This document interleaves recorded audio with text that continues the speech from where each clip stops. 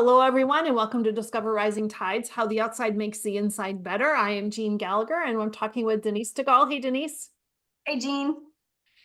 And we are making it through this month's topic, understanding menopause and hormones. What's this segment about today? Today's segment is about the role progesterone has in menopause.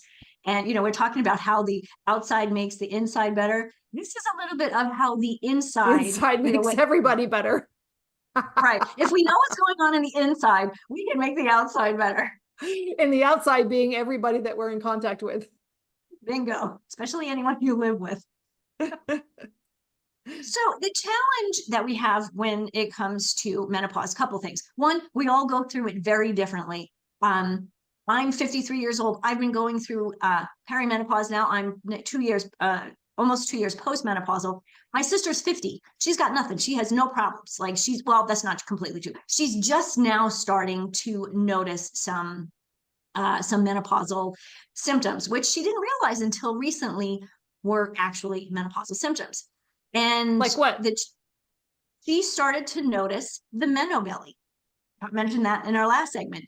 That kind of just abdominal fat that just it's not because you're not eating healthy. It's not you're eating too much or you're not exercising enough. It's just that's where weight gain is. That's where you're noticing it. Mm-hmm. Weight gain in general can also happen during this time. And this is a major challenge with progesterone. Again, when you have too much or too little of something, there's a chain reaction with the rest of your hormones. Estrogen and progesterone go together.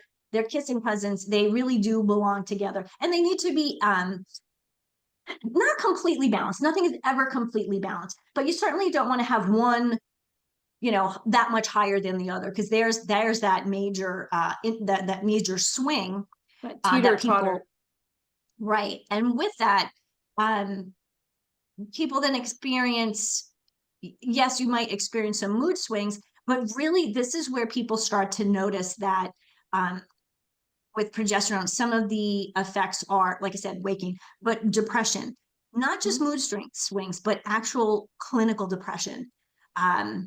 And again, it's a chemical imbalance. Clinical depression is a chemical imbalance. So if you have other chemicals, hormones in your body that are out of whack, everything kind of slowly down the chain starts to get a little out of whack as well. Some of the other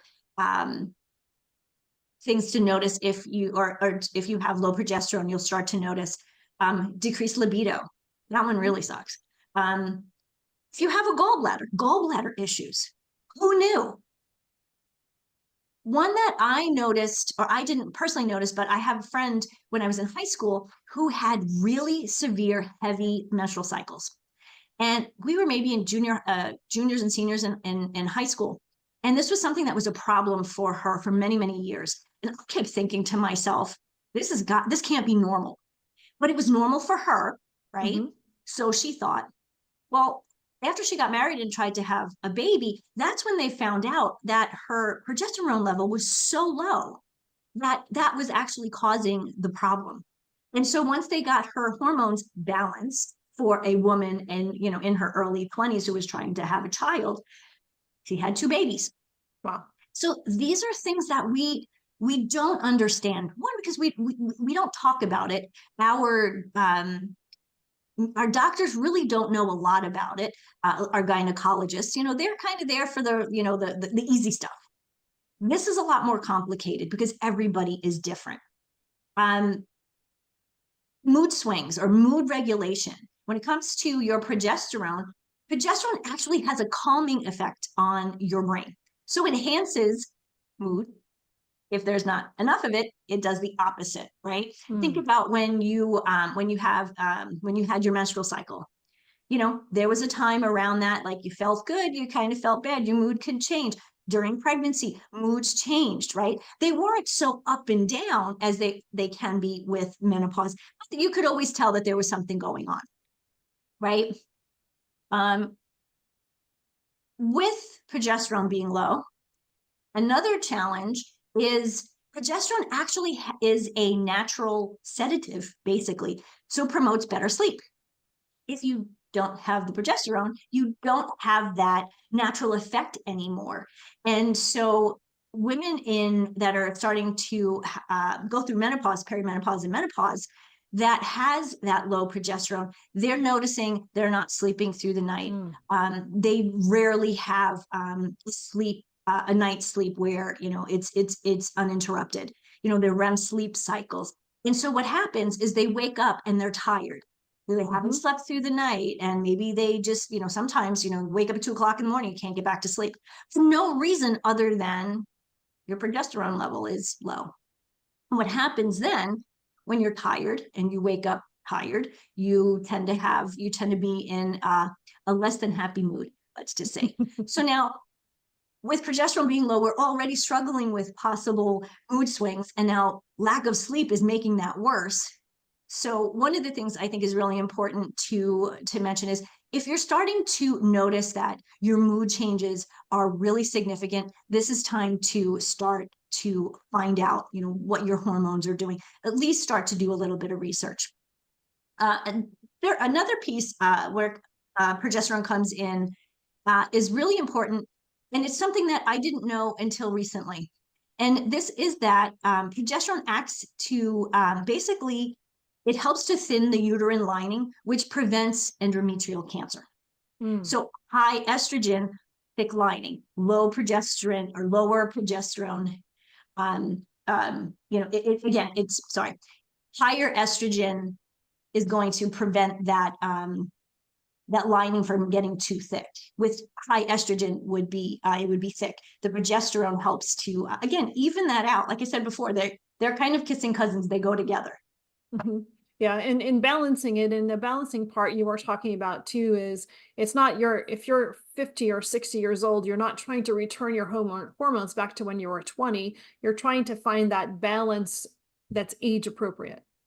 Right. That's appropriate for you. And that's true. We're trying to get those hormones to a place where you're not suffering from symptoms.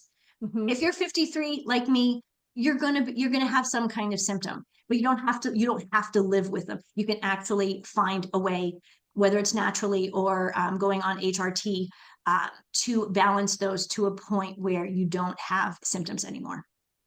And the important thing is just to be your own advocate. Absolutely. And find somebody. If you're not getting the right answers, it's frustrating, but you have to really find that person that understands how your body works and can provide you with the feedback and information that you need. Absolutely. You always have to be your own advocate. You know your body best. So we will talk about that a little bit more in another segment. So I'm excited to expand on that. And if you have more questions, call Denise.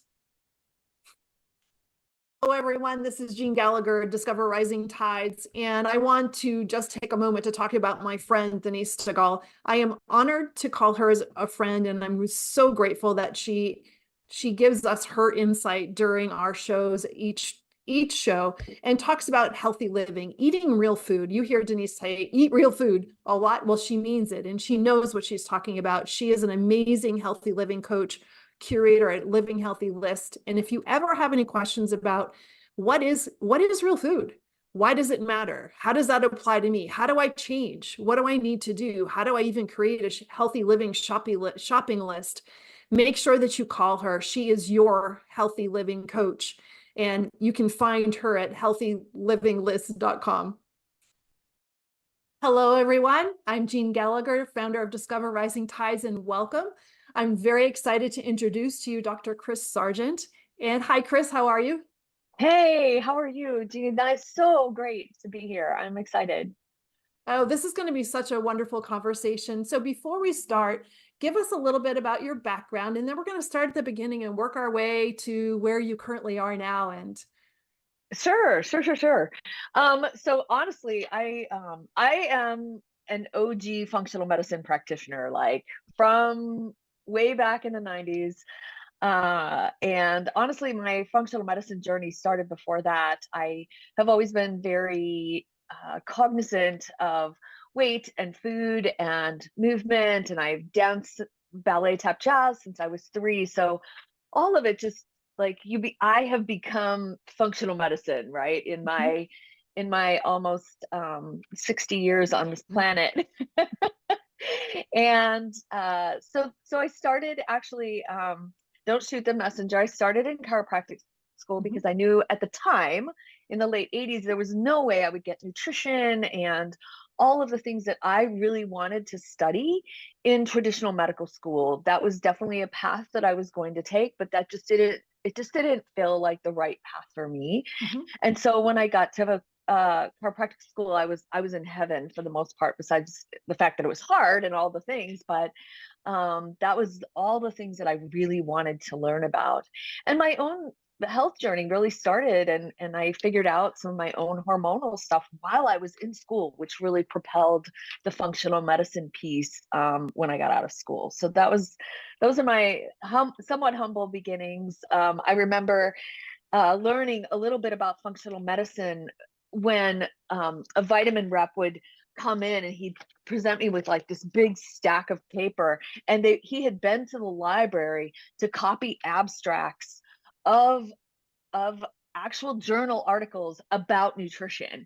This was way back before anything was on the internet, and you still had to go to the library and read a paper journal, which, you know, we probably remember, but maybe our audience doesn't know. You had to really dig for those articles, and our vitamin reps did an amazing job back then to bring the actual research to the forefront, that we could really start healing and helping people with functional medicine. Isn't it amazing? Well, so not to derail the conversation, but I might derail the conversation for a moment. And we're still having these conversations now, that in order for somebody in the medical profession to have a nutritional background, the their education process or becoming a doctor cannot be a mainstream doctor. It has to be some sort of alternative. Not that chiropractic is really alternative, but you have to go to some non-mainstream medical schooling in order to have a nutritional background. Doesn't make sense. Absolutely. I mean, it's true. The medical profession, and I am not here to diss the medical profession. Oh, I not mean, a bit. not a bit, because yeah, not a bit, because what they do, sewing on people's arms and legs, and, you know, keeping people from having strokes and heart attacks and all, like, So important. mind blowing, right? Like the things that they do, brain surgery, and just so much good. But so their school is not set up for that. It's not. It's set up for acute medicine, or I need it right now medicine. And so not to diss that at all, but you're right. They have 7 to 25 hours of nutrition, and they you know, the unfortunate side is, or I still feel like that their ego gets in the way of them feeling like they know everything, but there's just this corner of medicine that they really don't know, and have poo-pooed it. And it's still, as much as I'd like to think that chiropractic or naturopathic medicine is mainstream, not in this country, not in the US, not yet. And it's interesting too. So in the 90s, yes, I did see a chiropractor, but I wasn't aware of functional medicine in the 90s. That came presented to me probably in the last 8 years at the most, I would think. And how have you seen functional medicine change?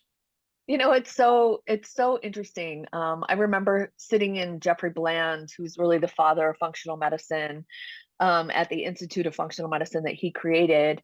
I remember sitting in giant ballrooms where 500 chiropractors would be there, and there'd be like 3 medical doctors, back in the 90s. And I was so excited that this was available to us, right?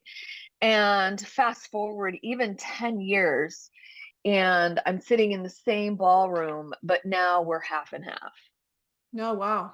That's And amazing. now if you go to those same ballrooms, now it's all online, but, you know, less of a ballroom situation, right? Where we used to get our continuing education.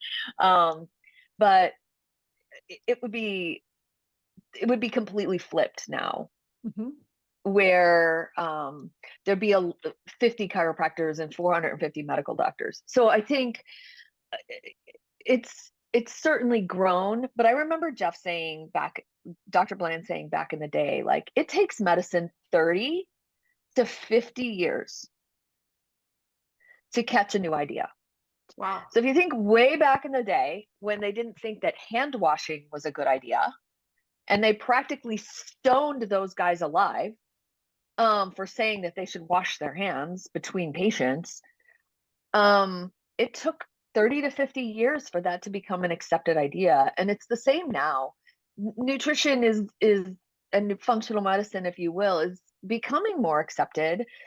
However, it's been 30 years, right? So we're at the precipice of a time where it's not looked down upon as much, and it's still not accepted. So in the next 20-ish years, like, our children's children will grow up with functional medicine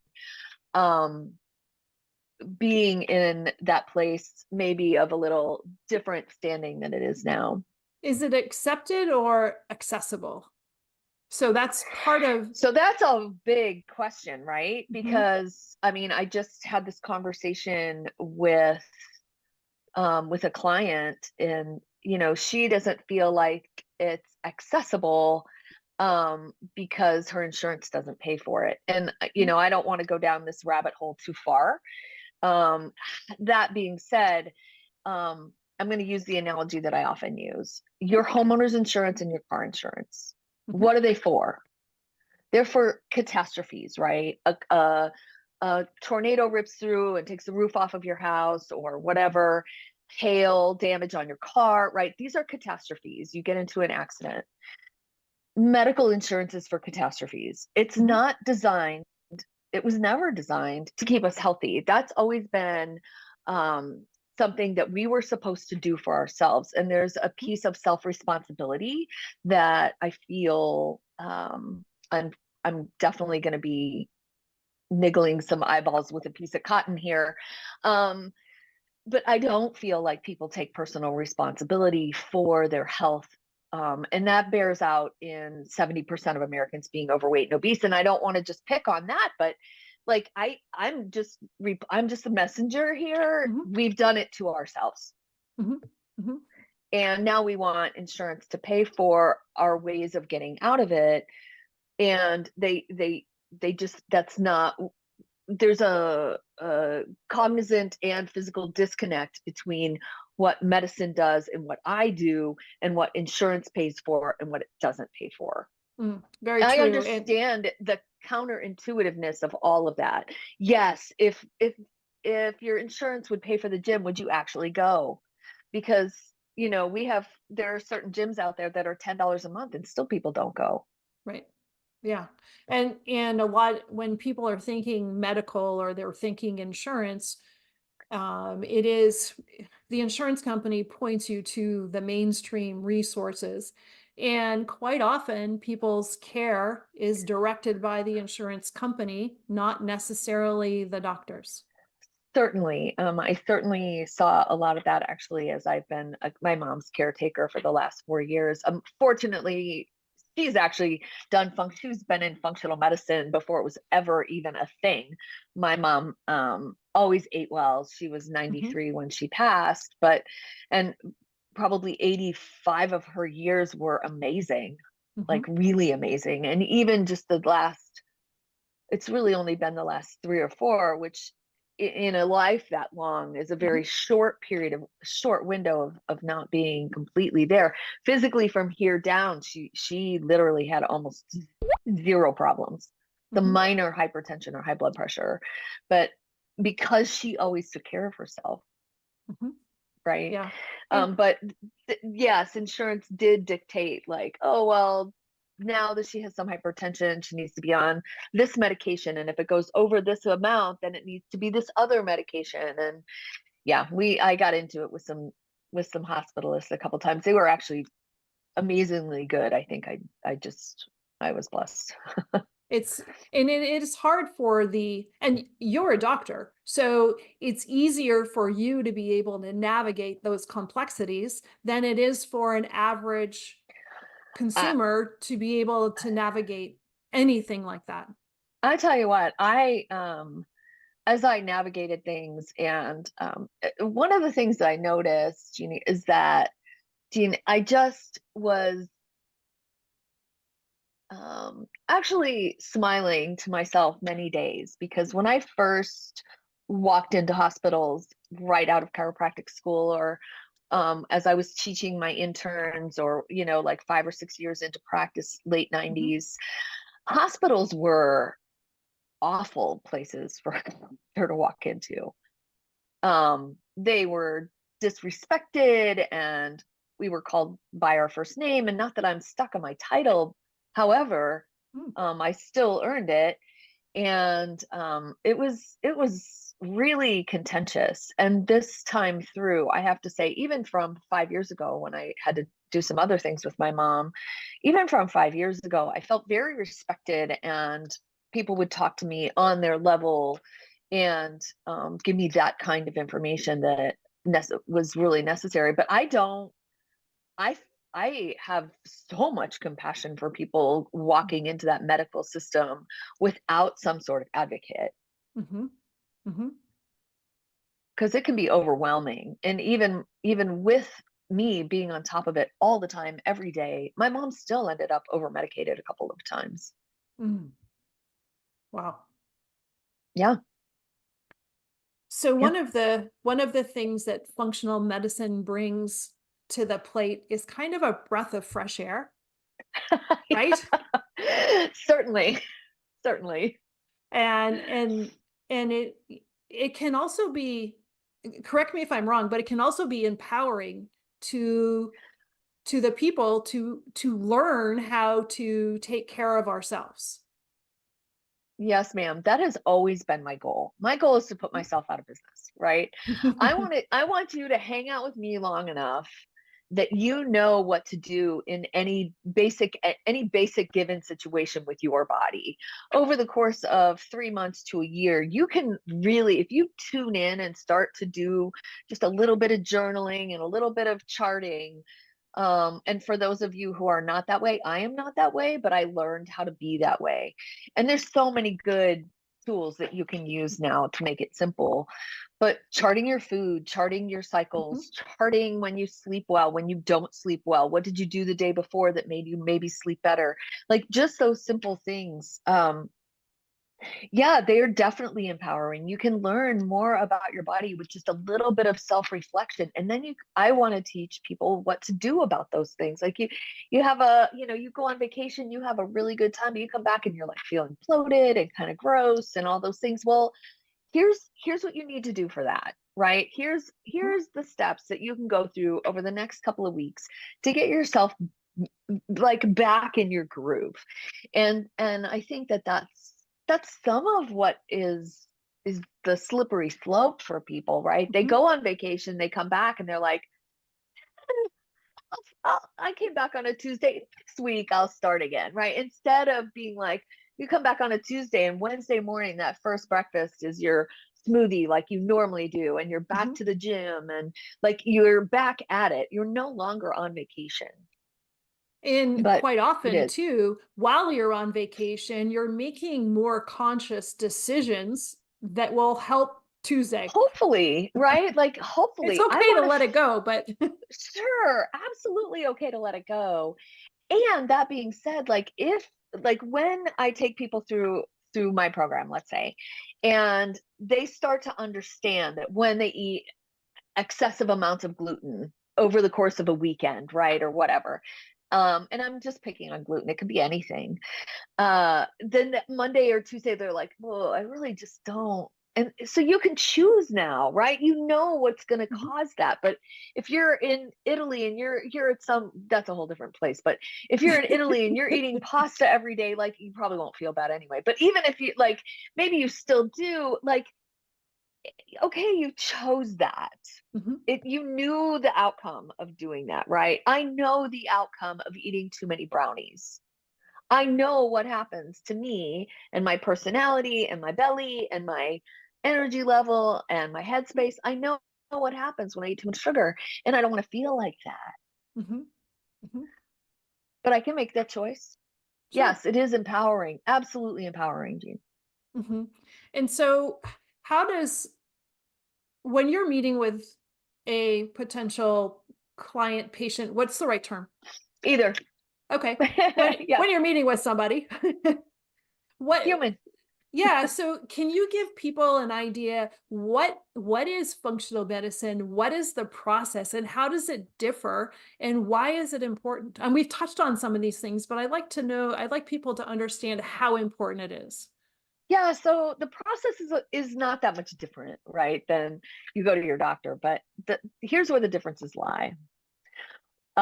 First of all, the history that a functional medicine doctor is going to take and that I take is probably going to be 40 minutes to an hour and a half long, depending Mhm. on what your health history has been. I want to know literally as much as you can recall from every skinned knee when you were a child and every ear infection, all the way through to, if you're female, right, your cycles, your timings, what happened in high school. Did you have a good high school experience mentally, physically, emotionally? Did you have a terrible high school experience? Tell me about the acne. Tell me about what all the things that happened. Tell me about college. What happened in college? Did you go off the rails in college? Some of us did. um Guilty. Like, then 20s, 30s, as we move forward, what is your health history really looked like?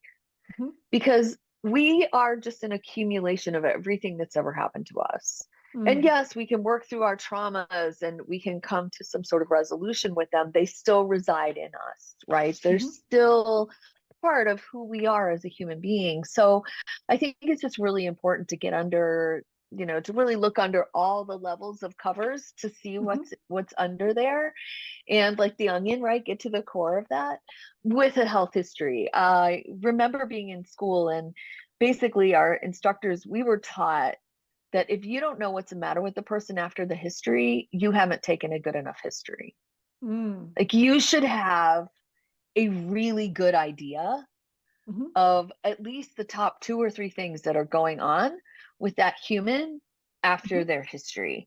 And then when I do testing, I do it for I set up a set of functional medicine labs, which don't look that much different than what your regular doctor would do, but I'm going to come at them from a completely different slant.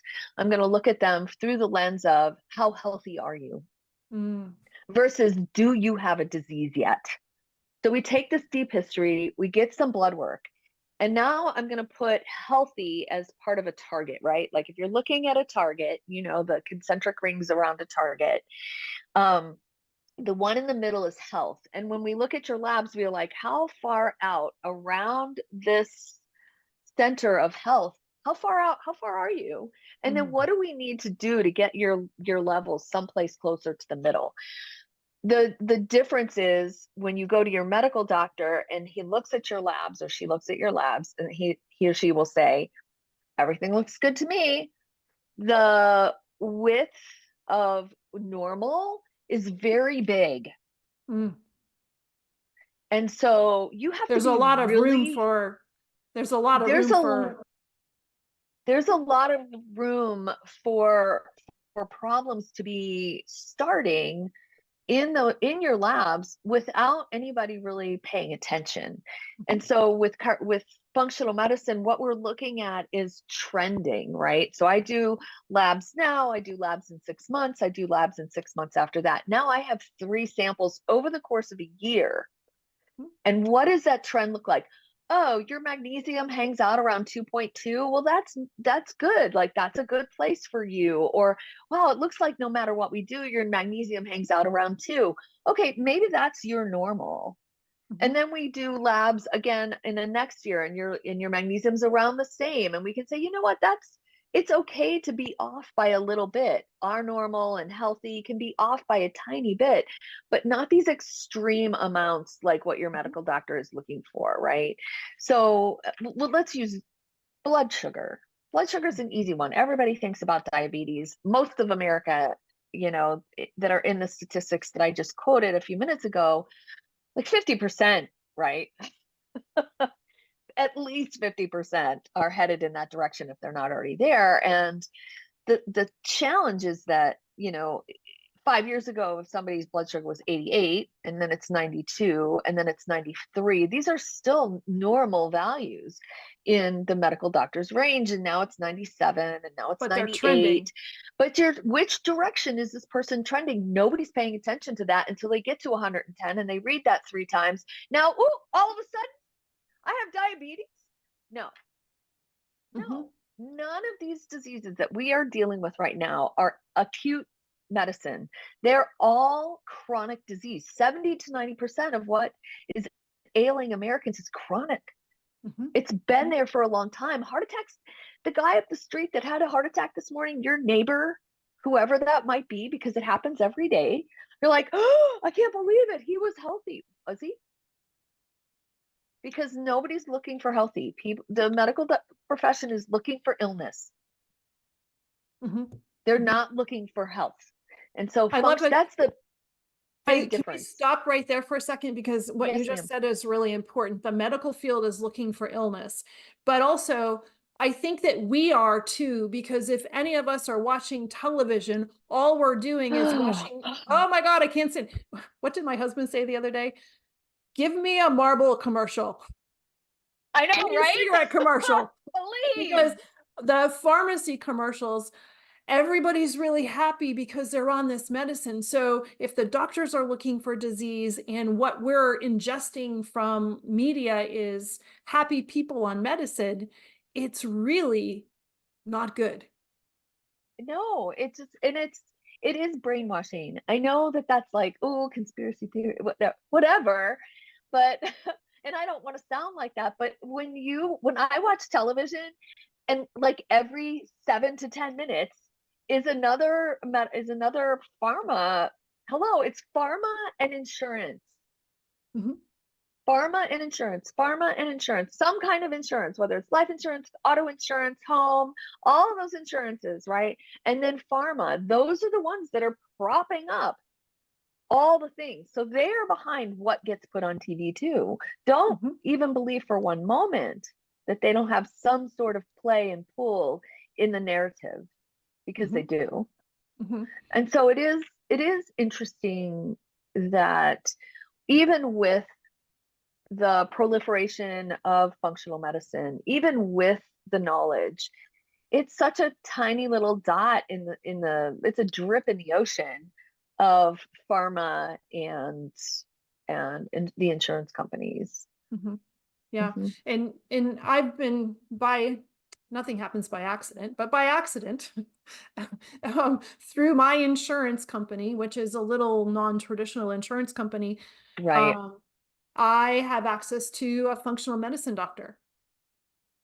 And it's everything that you're talking about. It is taking the time, having in-depth conversations.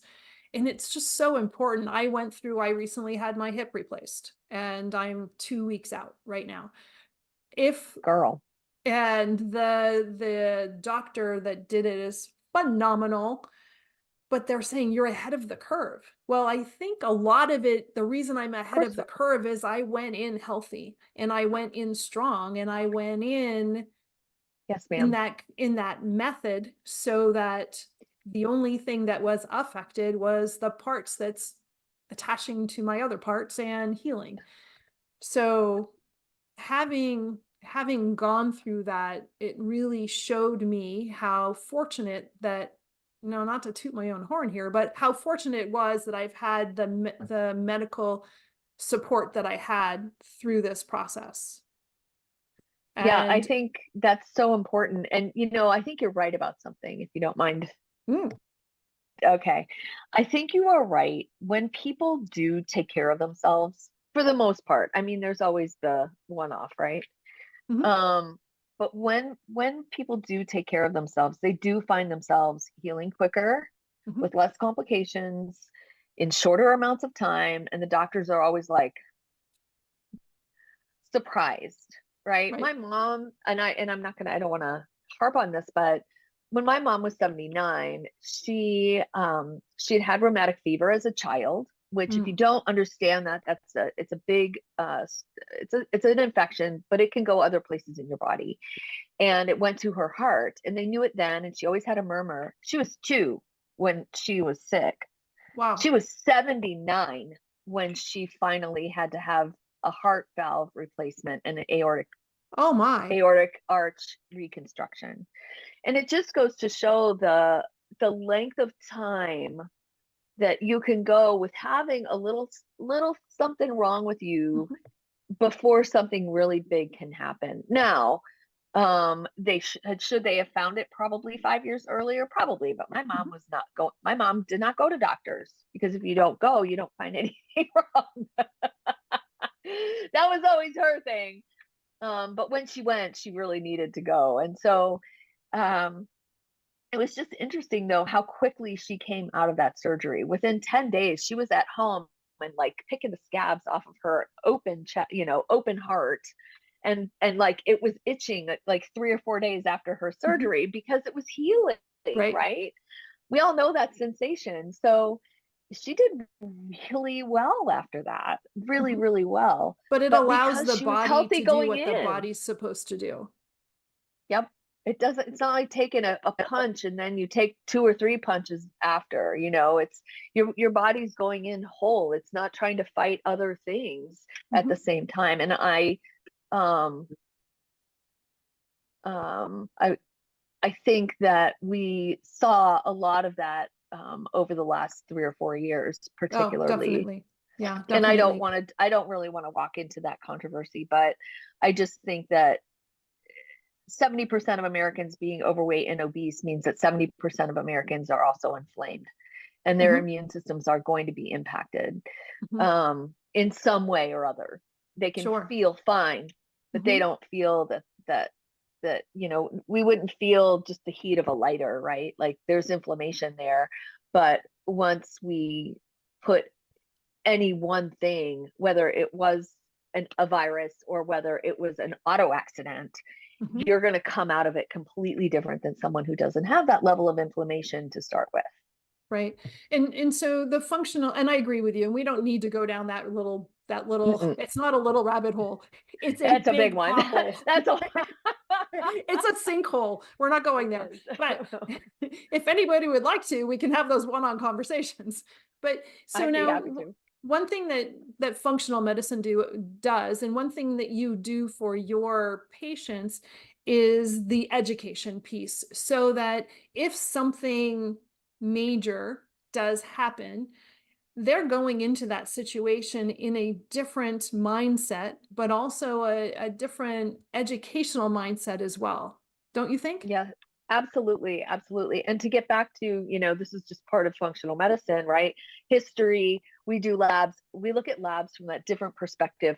I help you understand your labs tell me what you're deficient in. So if we fix your deficiencies, right, then you're going to be sitting in a much healthier position until you go in. But the other part of all that is helping people understand how to eat, right? Like there's so much controversy around food. Like what's good? Well, as many people as are on the planet, that's how many diets there are. And so I'll sit with a client to figure out what works for you, right? What works for you? It's what works for me isn't going to be what works for you. And vice versa. So we figure out what works for you so that your go-to diet, right? What do you eat? What are you drinking, right? Are you too much caffeine? Are you too much alcohol? Too little caffeine? Too little alcohol? Not enough water? Are you drinking tea all day? Like what's your jam on? What do you drink? Eat, drink, move. Are you moving your body? Right? We don't have these muscles for no reason.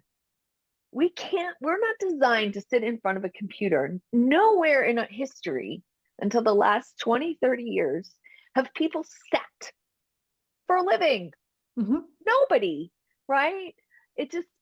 you know, maybe the little accountant bookkeeper in town, but that was it. And we were farmers. We were out. We had gardens. We were walking. We had neighborhoods. We had to walk. There were no cars. Like all of those pieces, and it still happens in Europe, and they're healthier for it, right? So move your body. And I'm not talking you have to go to the gym and you have to get sweaty, ladies. I know you don't like to get sweaty. I get it. You don't want to mess, you know, the hair and all the things. Move your body. 30 minutes a day. Move your body. And as these decades tick off, our muscle retention becomes so much more important. Yep. And we can certainly go down that road for just a minute. Sarcopenia is a thing. They're like, what's that? That is the muscle loss that you have over time. Your muscle mass does not just magically appear every single year as you get older. You have to create that and keep it. And if you're 40 now, what do you want to do when you're 60? Because you better start when you're 40, or you won't be able to do that when you're 60. Peter Attia is, you know, he has a great book, and it's called Outlive. And that was, you know, it's one of the things, although I've known it for a while, it was one of those things that kind of clicked in my head. Like, you're right. Like, you need to look at your health. Where are you now? Where do you see yourself? You want to be climbing mountains when you're 80? Great. You better start climbing mountains now when you're 40, or you won't be climbing mountains when you're 80. You know, it's never too late to start, but how far or how big and how wide you're going to get is going to change. It's going to shift. Yeah. Don't lose muscle mass. People, don't lose your muscle mass. It is your metabolism. And I think women, particularly in their 30s, are like, oh, my metabolism's going to heck. Nope. Your muscle mass is going to heck. That is where our metabolism sits, is our muscle mass. And there's even some studies about obesity and muscle mass. And there's some really brilliant trainers out there that are telling their people, like, just cut in half whatever it is you're eating. I don't care what it is, but I want you working out 5 days a week. And I want you weightlifting 5 days a week, even in an obese state. Because what they're doing is they're slowly starting to turn on their metabolism. And you can shift from, once we get to about 40% body fat, between 30 and 40% body fat, someplace in there, our metabolism shifts. And it slows down, and it makes it virtually, and the amount of inflammatory chemistry that comes off of it makes it very, very, very, very difficult to lose weight. So once we can kind of shift that back and increase muscle mass, then what we've done is put your body in a better place to lose that weight. It's refilling the fire. It really is. It's restoking the fire. It is stoking the fire. So we've talked about eat, drink, move. I'm going to educate you on all those. Sleep. Ladies and gentlemen, sleep. I know this is the one place that I blew off for a really long time and didn't think it was that important until I had my kids. And I had my kids late. So when I had my kids, I realized, oh, no, there is no more 4-hour nights that I can function. I just wasn't able to do it anymore. And so sleep over the last 2 decades has definitely shifted for me. And now I'm even more intentional about it, as I was going through a lot of the stressors of being a caretaker. Like, I had to sleep, or I wasn't a very good caretaker. I wasn't a very patient caretaker. Well, it is that you do need to, you know, everybody uses the analogy, and so I hate to say it, but it's really true. You know, when you're on the airplane, they tell you to put your mask on first, right? Oh, so in order to be a caretaker or take care of other people or be who you are, you have to take care of yourself first. And honestly, that doesn't just go for caretakers, right? Right. It goes for every mom out there of toddlers. It goes for every single dad out there who's taking care of his kids.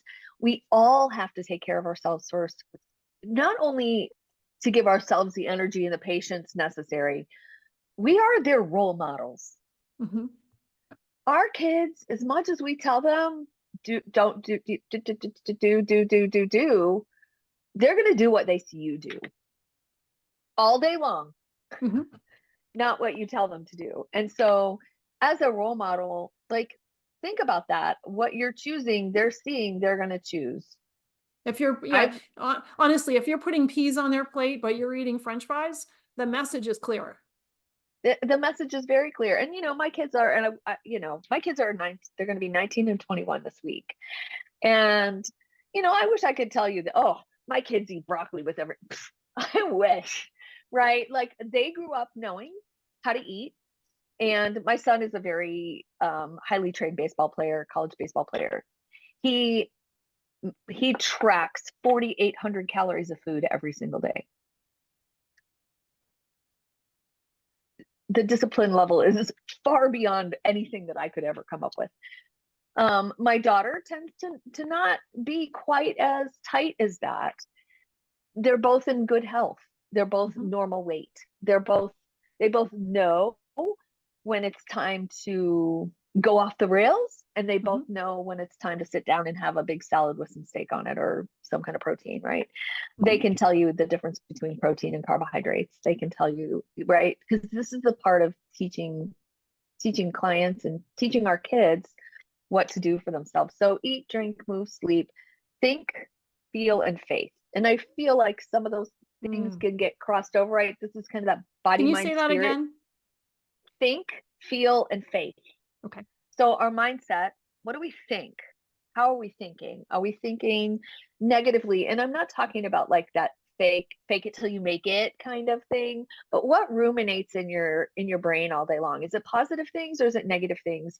Because with some work, I'm not going to tell you that it's easy, but with some work, we can replace our thoughts. The Bible even says that we can renew our thoughts, right? So we are here, we can renew our thoughts just like we can renew our body. And it's important to have those renewed thoughts that are positive, because the things that we think become real. Those thoughts can add more stress to our body. They can add more cortisol to our system. Your brain doesn't know the difference between a real accident and a fake one. If you are playing it out in your imagination, something is going to happen, and you play it out in detail, something negative, you feel a cortisol rush. You feel that adrenaline. It is no different than if in your brain than if it already happened. That being said, that means you can also play out positive things in your life. And that pulls that cortisol. Like you can meditate. I just had a great conversation with someone who practices yoga nidra. You can visualize a beautiful beach scene, right? Everybody just exhaled, right? Or mountain scene, right? Like, and take your cortisol levels down just through the imagination. So thoughts, think, feel, and faith. So your feelings, our thoughts precede our feelings. I know that we all feel like there's no thought before that feeling, and that we can't control our feelings, but it is scientifically proven that our thoughts come before our feelings. And our feelings are just energy in motion, emotion, energy in motion. And if you can sit with a feeling for about 90 seconds, I know it's going to feel like forever. Sit with it for 90 seconds. It will roll through your body, and then you can choose your response as opposed to reacting. So think, feel, faith. Faith is a very individual thing. I'm a solid Christian. I'm not here to judge anybody for what they believe in at all. That is not my job. I don't want that job. I am here by the grace of God to love people, because that is the commandment. So I think that people having faith, it's one of the things that in the blue zones, right, is a piece of your longevity. The longevity piece is having some sort of faith as part of your community. And a community of faith is even stronger than just having faith. So those are the things that I help to teach people as they walk through functional medicine. It's not just here, take a pill, and I'll see you whenever. It's work, and it's not just take these vitamins either. Right? Yes, that's an important part of it, but I can't supplement over a crappy diet. Right? You can't out exercise your fork. So you can't, right? Like you can't out exercise your fork. That has to be your tagline.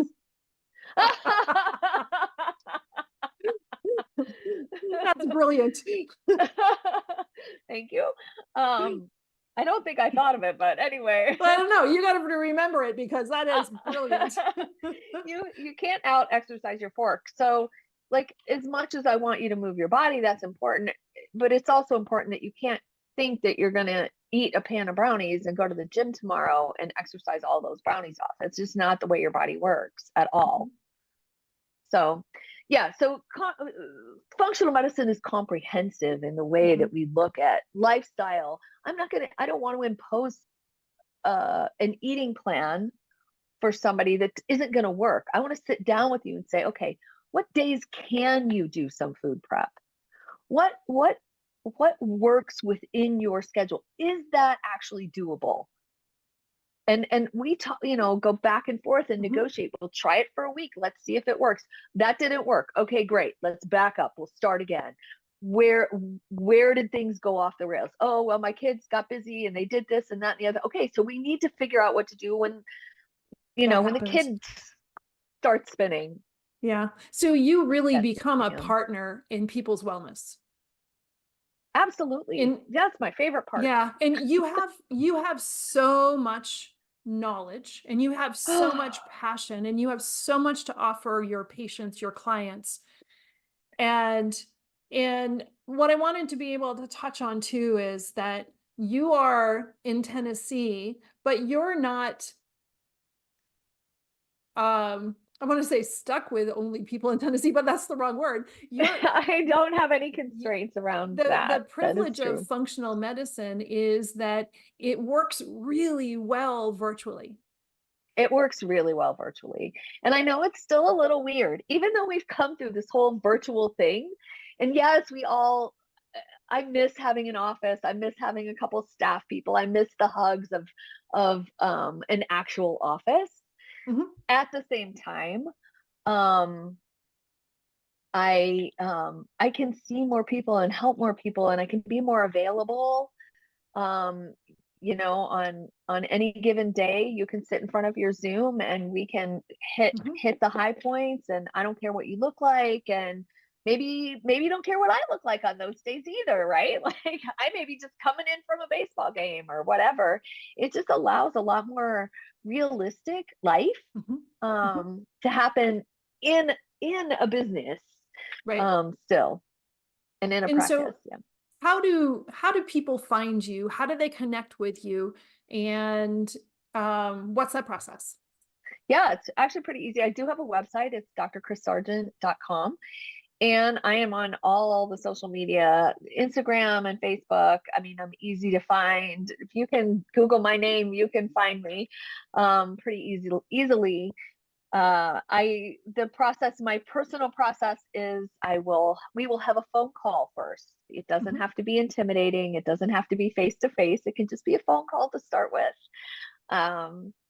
And I can make sure that I can help you because, we have to make sure that we're a good fit, right? Not just can I help you, but am I a good personality for you? I tend to be a little blunt. I tend to be a little bit, if I have to be in your face, I'm going to be in your face. And it doesn't work for everybody. I still have empathy and I understand and I'm compassionate. And I'm direct. So that doesn't work for everyone.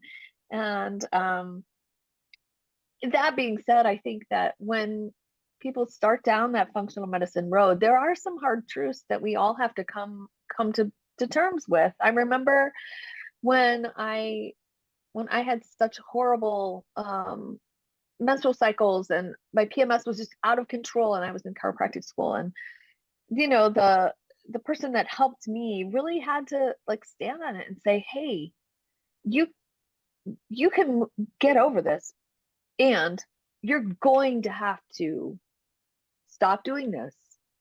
You're going to have to stop doing that. This is an absolute must. And it was like, I didn't want to hear that. I didn't want to. But you also needed to hear it. I did need to hear it. I did need to hear it. I did need to hear that I didn't have those choices anymore, at least not for that time period, right? That there was a time period that my body needed to heal and to move past the what was going on. And so, and there's, some supplements don't taste good and you kind of have to suck it up. And some of it tastes like you just kind of picked it up out of your garden and threw it in your blender, but um, it works. Mhm. And if you can get past the I don't want to and the I don't feel like it and get out of your own way, functional medicine works for everybody. Mhm. I want to thank you so much. Oh my gosh, this was so fun. It went so fast. I know. And I encourage, there's so much we could talk for hours. And I want to could. encourage everybody to reach out to Dr. Kris and see if you're a good fit. Let her be direct. There's nothing wrong with that. And I want to thank you for your insight in your conversation today and just sharing so much with me. Oh, thank you, thank you, thank you. It was really a pleasure, and I am passionate about functional medicine, and I love every single one of my clients, like every single one, every day, all the time. The 32 years that it's 32 years in April that I came out of chiropractic school gung-ho to practice, and yeah, it's been quite a journey, and I just love everything there is, everything functional medicine. And I do have a book on Amazon. It's called Simply Functional Medicine, that I published several years ago. And really it breaks down the simple things like eat, drink, move, sleep, think, and feel. And it breaks those down into very consumable parts, so that you can easily find on Amazon. Wonderful. Thank you. Thank you so much. Oh, thank you. I appreciate your time. You're welcome. And one more time, give us the name of the book and then we'll let you go. Yes, it's Simply Functional Medicine and Dr. Kris Sargent. And you can find me on Amazon. You can find me on Facebook, Instagram, everywhere at Dr. Kris Sargent. Thank you so much. Thank you so much for listening today. Today's show was sponsored by Seaside Solutions, my financial services company. As a business owner, it's easy to be pulled in many different directions, and often taking care of yourself plummets to the bottom of the list. For me, I find myself outside to reground. My time outdoors helps me manage my day more effectively and be more present for my clients. Through this, Discover Rising Tides was born. At Seaside Solutions, we truly believe that education is the foundation of financial wellness. Our primary focus is to provide guidance that is designed to help you achieve your long-term financial goals and visions. Working with a plan allows space for doing more things that you love, like being outside to make the inside better. If I can help you create or realign your plan, or if you would like to be added to my weekly newsletter, please let me know. This week's topic was 5 ways to set more achievable goals. Your referral means the big, beautiful world to me, and if I can help, please let me know. And thank you so much for listening, and see you next time.